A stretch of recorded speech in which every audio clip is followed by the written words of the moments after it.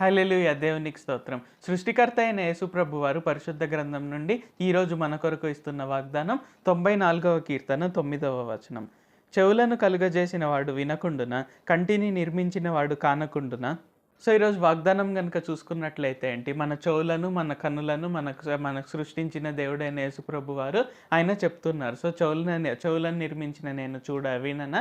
అలాగే కన్నులను నిర్మించిన నేను కాననా? అంటే చూడనా అని ఇక్కడ మనకు తెలియజేస్తున్నారు. అంటే ఒక్కొక్కసారి ఏమవుతుంటుందంటే మన జీవితంలో కొన్ని పరిస్థితుల వలన అసలు దేవుడు అనేవాడే లేడు. అసలు దేవుడు అనే కాన్సెప్టే రాంగ్. అసలు ఆయన ఉన్నా కానీ నన్ను పట్టించుకోవట్లేదు. నా కోసం సిలువ పైన మరణించారని చెప్తారు కదా! మూడో రోజున తిరిగి లేచారని చెప్తారు కదా! బట్ నా జీవితంలో ఆయన అస్సలు నన్ను పట్టించుకోవట్లేదు. మేబీ నేనే అంత వర్తీ కాదేమో, మేబీ నేనే అంతగా అర్హురాలను కాదేమో అని మనం రకరకాలుగా ఆలోచిస్తుంటామనమాట. కానీ యేసుప్రభు వారు మనం మాట్లాడే ప్రతి మాట వింటున్నారు. మనం చూసే ప్రతి ఒక్కటి ఆయన చూస్తున్నారు. అంటే ఆయన మనల్ని పట్టించుకోవట్లేదు అనుకుంటున్నాం, కానీ ఆయన మనల్ని చూస్తున్నారు.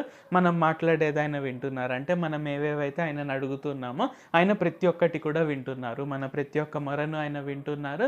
మనం ఆయన కొరకే ఏవేవైతే చేస్తున్నామో, అంటే ఆయన కొరకే, లేకుంటే మనం సువార్త ప్రకటించడం కానీ, సో ఇలాగ మనం ఏమేమైతే చేస్తున్నామో ఆయన ప్రతి ఒక్కటి కూడా చూస్తున్నారు. ప్రతి ఒక్కటి కూడా వింటున్నారు.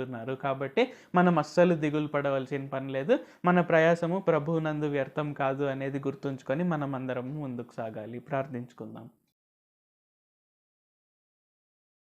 ప్రభువా, దేవా, సర్వాధికారి, మాకు ఇంకొకసారి ప్రార్థించుకునేందుకు అవకాశం ఇచ్చినందుకు వందనాలు తండ్రి. మీరు మా కొరకే చేసిన ప్రతి ఒక్క మేలుని బట్టి మీకు వందనాలు, స్తుతులు, స్తోత్రాలు తండ్రి. ఈరోజు వాగ్దానంని బట్టి వందనాలు తండ్రి. చెవులను నిర్మించిన మీరు వింటారు, అలాగే కన్నులను నిర్మించిన మీరు చూస్తారు అని మాకు తెలియజేసినందుకు వందనాలు తండ్రి. కావున ఈ ప్రార్థనలో పాల్గొంటున్న ప్రతి ఒక్కరం కూడా మీరు మమ్మల్ని చూడట్లేదేమో, మేము అడిగేది వినట్లేదేమో అనే భావనలో ఉండి మీ పైన విసుక్కోవడం కానీ, మేము అలాగే ఇంకేదైనా చేయడం కానీ మేము చేయకుండా మేమెప్పుడు మీ పైన విశ్వాసంతో, నమ్మకంతో, ప్రేమతో ముందుకు సాగుటకు సహాయం చేయండి.